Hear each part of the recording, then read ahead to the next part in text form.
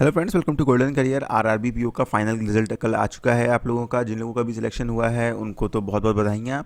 लेकिन अब बात यह है कि फाइनल रिजल्ट आने के बाद जो लोग पहली बार एग्ज़ाम दिए थे उनको इतना आइडिया नहीं होगा, या जो लोग थोड़ा सा जो क्लर्क में सेलेक्ट हो चुके हैं पहले, उन्हें तो इस बात का आइडिया होगा कि अब क्या होना है। बट जो लोग पहली बार हुए हैं उनको आइडिया नहीं होगा। देखिए, आपने अपना फाइनल रिजल्ट देख लिया आईबीपीएस की वेबसाइट पर। अब आपको आईबीपीएस की वेबसाइट पर कोई भी अपडेट नहीं मिलेगा अपने आप को रिक्रूटमेंट से रिलेटेड। आपको वहाँ पर कोई इन्फॉर्मेशन नहीं मिलेगी, आईबीपीएस आपको बिल्कुल अब इंटीमेट नहीं करेगा। बात यह है, जब आपने फॉर्म भरा होगा तो फॉर्म में आपने दी होगी अपनी ईमेल आईडी। सारे के सारे कम्युनिकेशन अब होंगे आपकी ईमेल आईडी के थ्रू। अब आपने जब फाइनल रिजल्ट देखा होगा तो आपको एक बैंक अलॉट हो गई होगी, जो भी आपने प्रेफरेंस भरी होंगी उनके अकॉर्डिंग। तो जिस बैंक में भी आपका सिलेक्शन हुआ है उस बैंक की तरफ से आपको एक ईमेल आएगा, ठीक है। अब ईमेल आएगा वो बात तो ठीक है, कब तक आएगा ईमेल?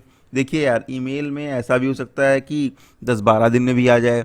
ईमेल में ऐसा भी हो सकता है मे बी अप्रैल में आए, ठीक है। ज्वाइनिंग वो आपकी मार्च एंड तक भी हो सकती है, ज्वाइनिंग आपकी अप्रैल में भी हो सकती है, ज्वाइनिंग आपकी मई में भी हो सकती है। अलग अलग बैंक का अलग अलग प्रोसेस है, ठीक है। तो ये तो हुई बात की ज्वाइनिंग बैंक की कब होगी। तो अब आपको करना क्या है? पहली बात, जहाँ तक पॉसिबल हो ट्राई करिए कि 2-4 लोग जो सेम बैंक अलॉट हुई हो उनसे कनेक्ट बना कर रहें, उनके साथ जो है जुड़े हुए रहें। क्यों? क्योंकि कभी कभी ऐसा होता है आपको मेल ना आया तो, ऐसा नहीं आपको मेल नहीं भेजेंगे, कभी कभी ऐसा भी तो होता है मेल भेजो नहीं पहुंचता है, हो जाता है। तो उसके लिए आपस में कनेक्ट रहें ताकि आपको पता चले कि बैंक आपको कब बुला रही है और आपको किस दिन में किस डेट में जो है वो जाना है।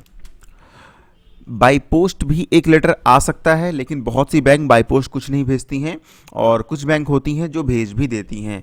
तो इसके बाद बेसिकली आपको क्या करना है, आपको वेट करना है किस चीज़ का? मेल का, कि आपकी बैंक की तरफ से कब मेल आ रहा है। उस बैंक के मेल में पूरा प्रोसेस लिखा होगा। आपको जो भी बैंक अलॉट हुई है उसकी वेबसाइट भी आप फ्रिक्वेंटली चेक करते रहिए, एक एक दो दो दिन के गैप पे, क्योंकि वहाँ पर भी इंफॉर्मेशन अपडेट वो करते हैं, ठीक है। अब मेल में आगे के प्रोसेस के बारे में लिखा होगा। आगे के प्रोसेस क्या है? आगे का प्रोसेस ये है कि आपका होगा डॉक्यूमेंट वेरिफिकेशन।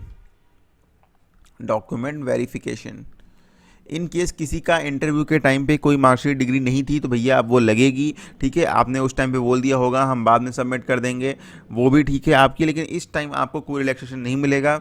आपको जो है अपने सारे कागजात वहाँ पर जो है दिखाने होंगे ओरिजिनल फॉर्मेट में, ठीक है। डॉक्यूमेंट वेरिफिकेशन की डेट आएगी और उसमें आपको किसी बैंक में अगर बॉन्ड का सीन है तो वो बॉन्ड भी आपको बनवाना होगा। आप देखते हैं ना, 1 लाख रुपए का 2 लाख रुपए का बॉन्ड होता है। अच्छा, ये बॉन्ड मतलब क्या कि आपको पैसे जमा करने पड़ते हैं? नहीं, पैसे नहीं जमा करने पड़ेंगे, एक एफिडेविट बना के आपको वहाँ पर देना पड़ेगा। एक फॉर्मेट बैंक देगी बॉन्ड का कि इस फॉर्मेट में बन के आना है, जिसमें ये लिखा होगा, जिसमें आप लिखेंगे कि भाई अगर हम 1 साल 2 साल जो भी बैंक की टर्म एंड कंडीशन हो उसके अकॉर्डिंग पहले अगर नौकरी छोड़ देते हैं तो हम बैंक को 2 लाख रुपए हर्जाना भरेंगे। सिर्फ आपको ये लिख के देना होता है, पैसे आपको जमा नहीं करने होते हैं, ठीक है। अगर जहाँ तक मुझे पता है पैसे नहीं जमा करने होते, जितनी बैंक से मुझे भी पता है। अगर इनकेस किसी बैंक में जमा करवाते हो तो उसका मुझे आइडिया नहीं है। कोई बैंक 20,000 25,000 या कुछ बैंक 50,000 की एफडी भी कुछ दिन के लिए कराती हैं, तो उसके लिए तो आपको पैसे की व्यवस्था करनी ही होगी, ठीक है। तो डॉक्यूमेंट वेरिफिकेशन होगा। इसमें अब आप ये समझ लीजिए आपका करेक्टर सर्टिफिकेट लगेगा। बहुत सी बैंक एक करेक्टर सर्टिफिकेट मांगती हैं, कुछ बैंक 2 करेक्टर सर्टिफिकेट मांगती हैं। एक आपका जो लास्ट पासिंग कॉलेज है वहाँ से, और या फिर लास्ट जो ऑर्गेनाइजेशन है वहाँ से, दूसरा आपको एक गेजेटेड ऑफिसर से। तो वहाँ पर आपको करेक्टर सर्टिफिकेट भी बनवा के अभी से रेडी रहना चाहिए। कास्ट सर्टिफिकेट में कोई इशू होपफुली नहीं रहा होगा, कास्ट सर्टिफिकेट चाहिए। एंड आपके जितने भी मार्कशीट्स एंड डिग्रीज़ हैं वो वहाँ पर डॉक्यूमेंट वेरिफिकेशन में चेक होंगे। बाकी एक बार फिर से आपका बायोमेट्रिक होगा।